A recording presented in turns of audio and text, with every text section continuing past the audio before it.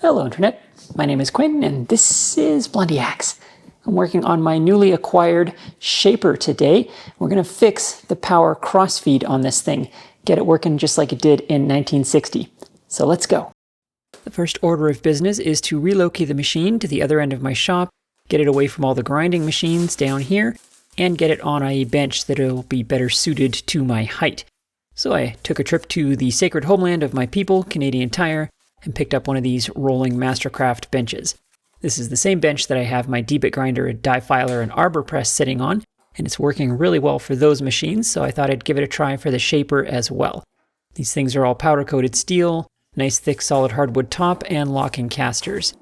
I like the idea of putting the shaper on wheels because I do need to experiment a little bit with where I'm going to put it. Hopefully the casters on this machine are up to the job of having a machine tool on them. We will find out. As I said, I need to get the machine away from this end of my shop where all of the grit-producing stuff is, and up to the other end where the other machine tools are so that it's close to all of my tooling, the parallels and clamps and so on. However, the trick with a shaper is that the operator position is on the side of the machine, not in front of it, and that makes positioning it in the shop a little tricky. I thought I might be able to kind of make a peninsula out of it like this, because I can kind of stand mostly to the side and a little bit to the front of it like this, and kind of reach all the controls. And this seems like it would work, and it doesn't take up much space at this end of my island bench. However, it is now in the way for the traffic patterns around the mill and the lathe. It's between me and my indicators and the surface plate and micrometers and so on. So that's not going to work. That's no good. However, I do also have room to turn it long ways, and maybe this will be a little bit less in the way. I can still reach the front and side of the shaper, and now I've got smooth, straight access to all of the indicators and so on that I need from all three machine tools, thus completing my triangle of power. I'm pretty happy with that, so I'm going to leave it here for now and get it bolted to the bench. The other reason I wanted it on wheels is if I'm going to put it in the center area of my shop like this, everything in this area does need to be on wheels because occasionally I need to do big projects on the floor and I have to move everything out of the way in order to make some space. So having everything on wheels is great for that. Now for positioning it on the bench, I want it far enough in that this shaft for the knee screw is not sticking out where it's going to get snagged on stuff, but I still have enough room to get the crank on it. And of course it has to be perfectly aligned to the edges of the bench, or that's going to drive me crazy. Once I'm happy with the positions, I'll transfer punch those. Luckily this bench is big enough that I have enough room to slide the shaper to the side of it now and expose my punch marks so that I can drill for the actual mounting bolts. Otherwise I'd have to transfer it back onto the floor or something in order to do this next step. This bench is really the perfect size for this shaper though, because it also gives me some extra bench surface around the machine, which is really nice. It gives you somewhere to set down the tappy hammer or your parallels or whatever else you're working on. Normally I use through bolts to mount my machine tools, but I didn't have any of the right size for this, but I did have these 4-inch long lag screws. So since this is a hardwood top, I figured lag screws directly into that should be just fine. Now that that's all done, I can get the crane out of the way and I can finally lock the casters on this bench. I needed to be able to move it around to make room for the crane during all of this shuffling that was happening. Now we get to find out if the casters are up to the job of holding a shaper in place. Unfortunately, these are only single locking casters, I believe, so that's not as good as double locking casters where they lock both for rolling and swivel, but we will find out if it's good enough.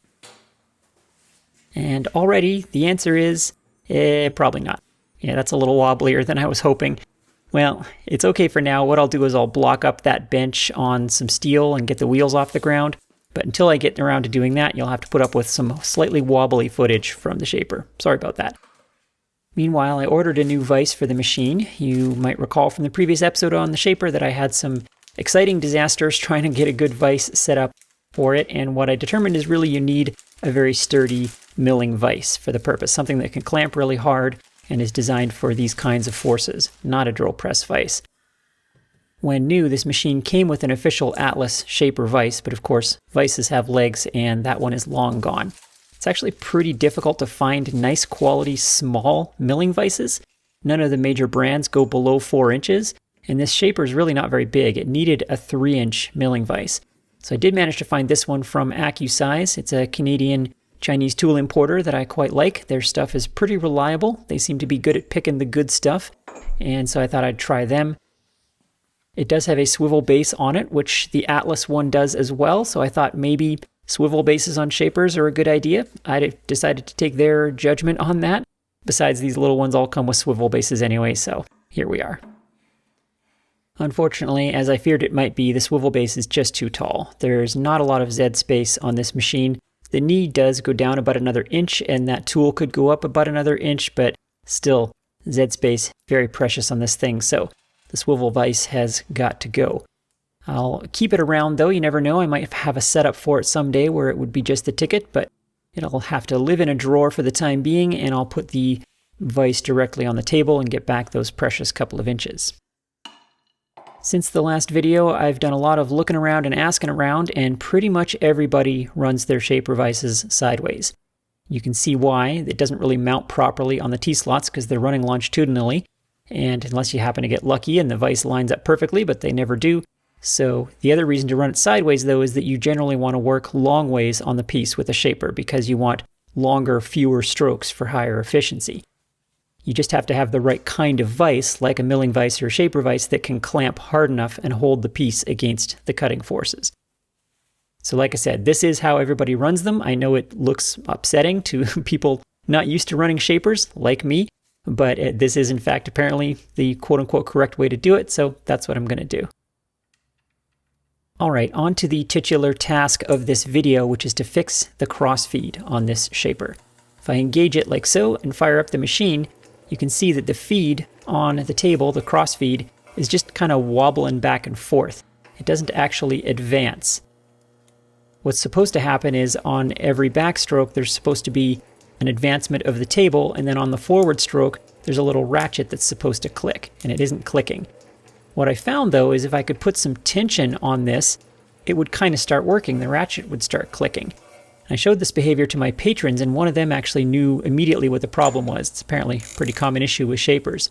And that is that the ratchet mechanism is depending on the crossfeed having a certain amount of tension in it, having more tension than the ratchet pawl requires to click on the little gear in there. So if the crossfeed is too loose, as it were, too free spinning, then the ratchet can't grab on the backstroke. So it turns out that there's an adjustment for this, which was loose. There's a double nut on the other end of the crossfeed screw, and this just needed to be snugged up a little bit.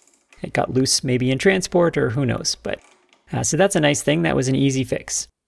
Or was it? I was pretty pleased at this point. It seemed to be fixed. That's all it needed. You can see that it's advancing now on the backstroke and remaining still on the forward stroke, just as it should. However, as a savvy YouTube viewer, you've already looked at the runtime and determined there must be a lot more wrong yet that I just haven't noticed yet. However, since it did seem to be working, I thought, all right, let's make some chips. I've been experimenting with tool grinds and so on since the last video, and experimenting with, roughing cuts and finishing cuts. How much material can I hog off at a time, and how nice a finish can I get, and so forth. With the crossfeed working now, I can experiment with very low feed rates, which is great for getting good surface finishes. Manual feeding on machine tools is never super fun, but on the shaper, it's even less fun than usual, I would say.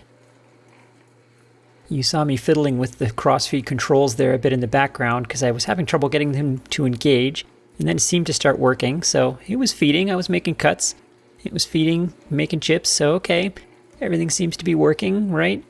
I was doing multiple passes on this block to try and experiment with feed rates and speeds and so on, and I was getting a really nice finishing cut here. This is a very light cut, very small step over. It's about a 5/1000 step over and a 5/1000 depth of cut, and the machine's producing a beautiful finish. However, I noticed something fishy. If you watch this footage really closely, you can see it's not making a chip on every pass, and that's because every second or third stroke, the crossfeed was missing. It isn't actually feeding on every stroke. It's subtle, but if you look closely, you can see it happening. So something's still not quite right, that's for sure. Then after a while, it just stopped feeding at all. Now you can see the mechanism is moving, but the crossfeed isn't even trying to advance. So there's something wrong here still. I decided to take the ratchet mechanism apart and take a look in there, see if we can see what's going on. I have the manual for the machine, which has the exploded parts diagram in it, so it was not difficult to figure out how to take this all apart. And here is the actual ratchet mechanism. You can see it's a double-sided spring-loaded pawl at the top so that it can ratchet in either direction. So you can feed left to right or right to left. And then you set it in the middle for freewheeling, for hand feeding. And that all seems to be working extremely well. So that pawl is clearly hardened. You can tell that it's hardened steel by looking at it. There's no marks or anything on it. And the wear component in the system is this gear. Now that gear might look incredibly worn to you, but it's actually not. This is what it's supposed to look like. Now there is some wear on that. You can see scratches on those shorter gear teeth, but the tall and short gear teeth are supposed to be tall and short. It took me a while to figure out how this is supposed to work, but if you look at the parts diagram, you can see the two levels of gear teeth in the parts diagram, so it is supposed to be this way.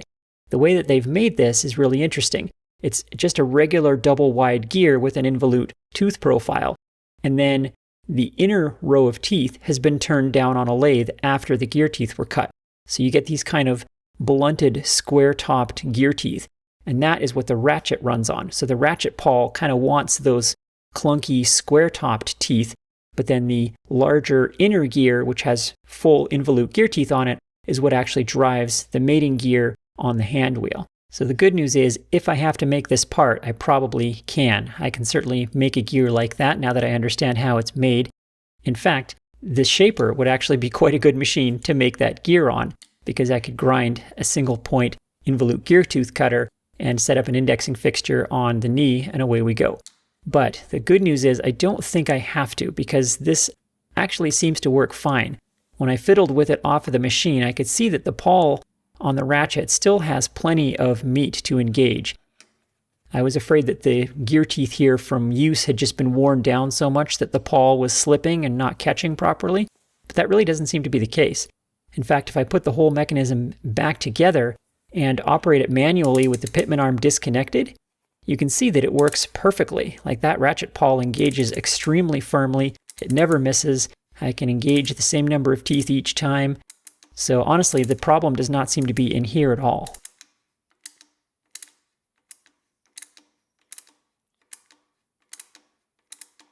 I then took a look at the Pitman arm. In fact, I was about to reassemble it, thinking there was nothing really wrong here, and I noticed that the Pitman arm doesn't really fit.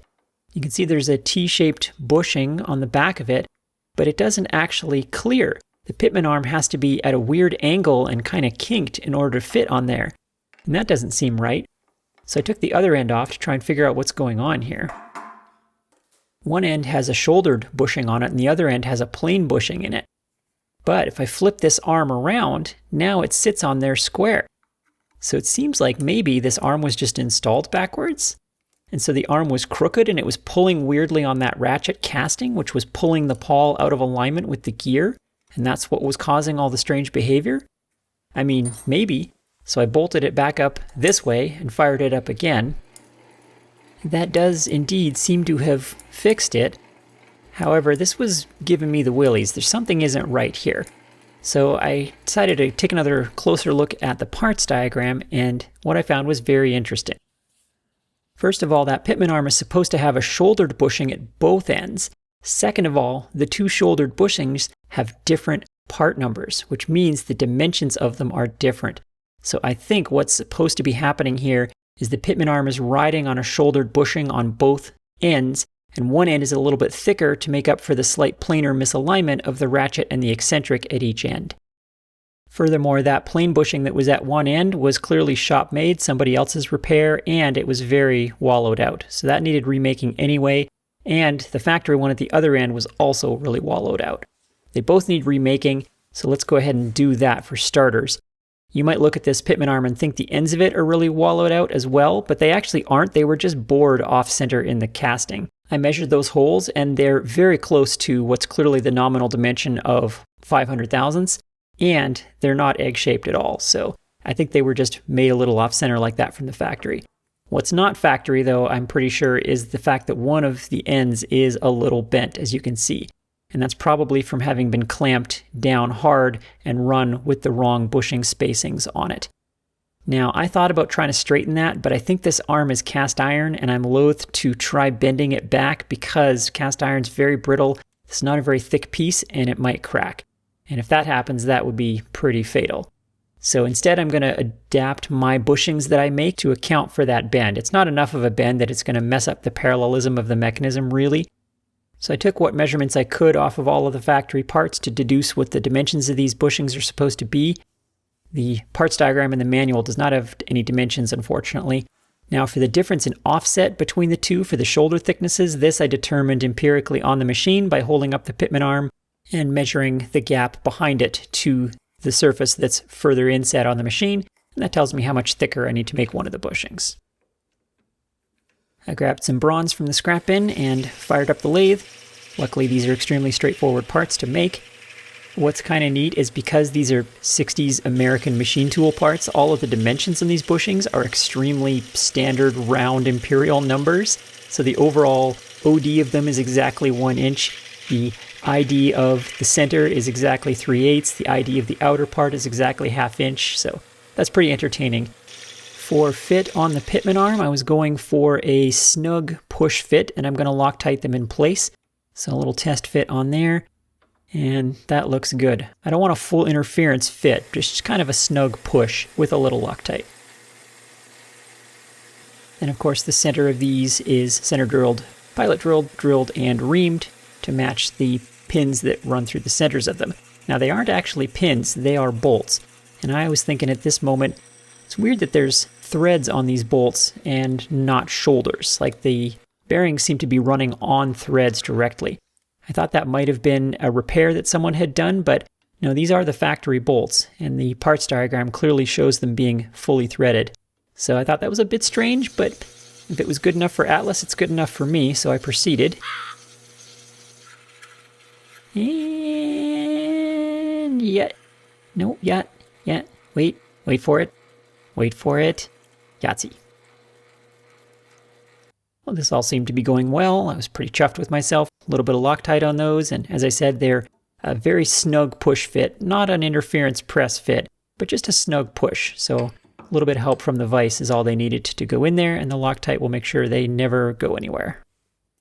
Let's give those a little test drive. I'll get this bolted back onto the machine, being careful to align those bushings such that the thicker one is at the right end.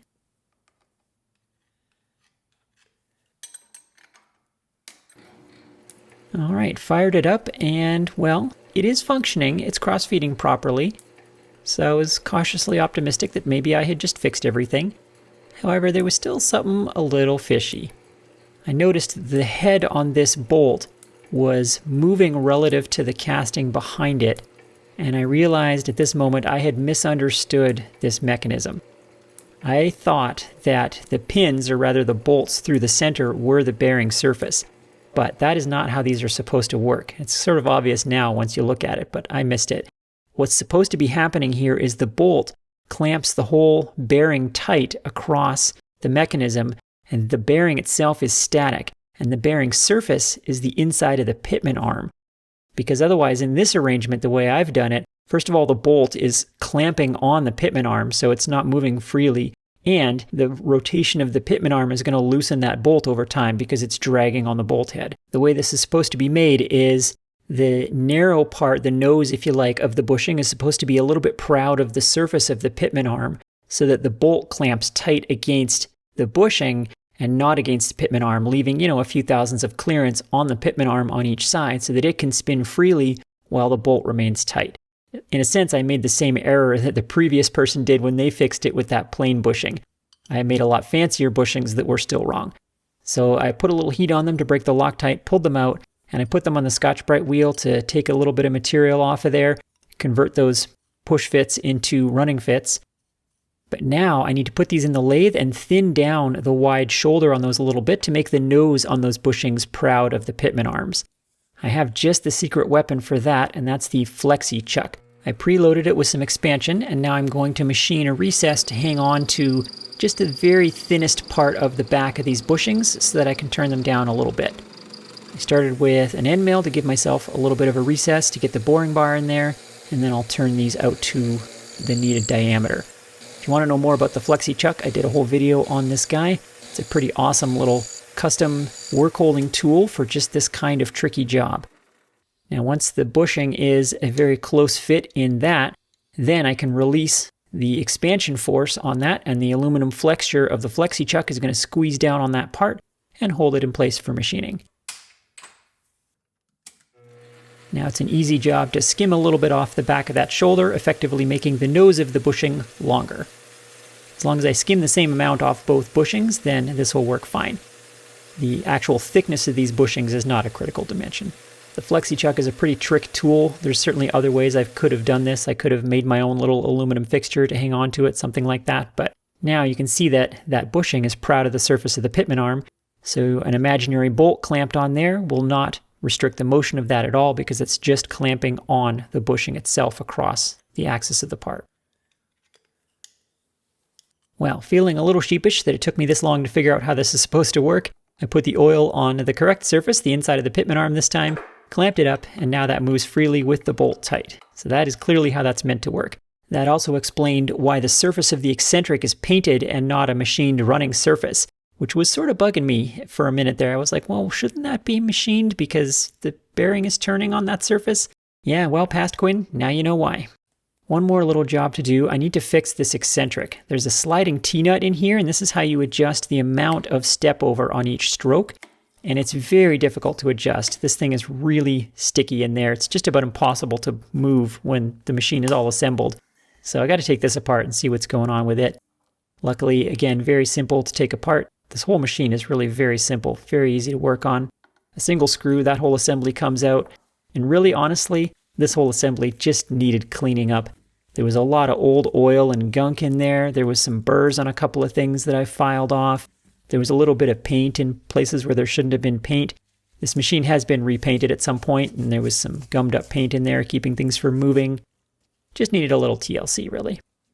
And now look at that. Oh, that slides so nicely in there. Just like Atlas intended. The good news is the bearing in this piece, that center bushing that you see, that plain bearing is in perfect condition. There was no slop in that at all. So put it all back together, and look at that. That is moving beautifully.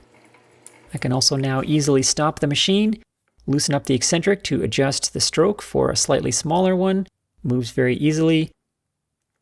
You just have to kind of guess whereabouts it should be to get the feed that you want. It's kind of an analog setting, but at least it's easy to adjust now. And there we go. I've got it down to 1 tooth on the ratchet, which is 5 thou feed per stroke.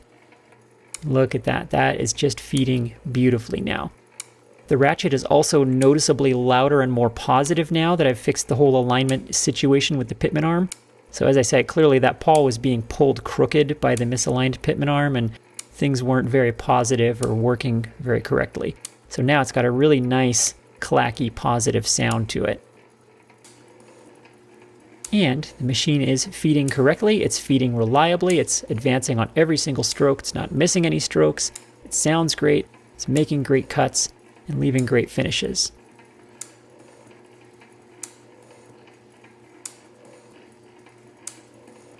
I am declaring this project a grand success. That crossfeed is working good as new as far as I can tell. I think that is exactly how Atlas intended it to run. It is really a joy to watch now. This is such a nice sounding machine. Shapers are very civilized. It's quiet and calm and smooth. It just kind of gently hums away, little clicking noise, making cuts. It's wonderful.